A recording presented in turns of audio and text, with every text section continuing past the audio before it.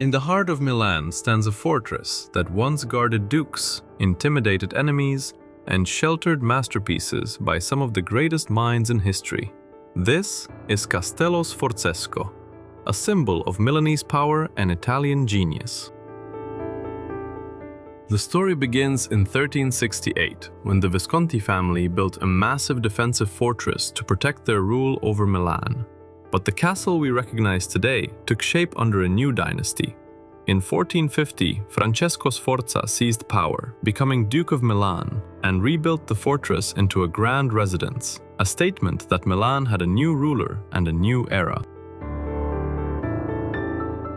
The Sforzas transformed the fortress into a palace of art, politics, and Renaissance innovation.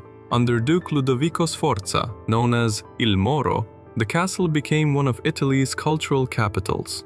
He invited some of the finest artists of the time, including Leonardo da Vinci, who worked here for nearly 2 decades.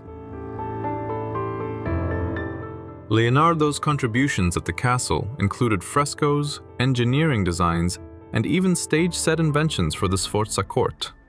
One of his works survives inside today, the Sala delle Asse, where he painted an intricate canopy of intertwined trees and plants, a masterpiece of natural illusion. But the castle's fortunes shifted with foreign invasions. In the 16th and 17th centuries, Spanish and Austrian forces occupied the fort, transforming it into a military base.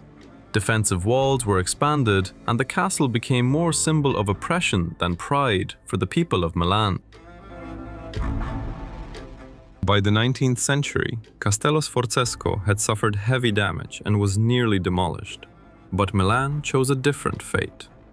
After Italian unification, it was restored and transformed from a fortress of war into a palace of culture.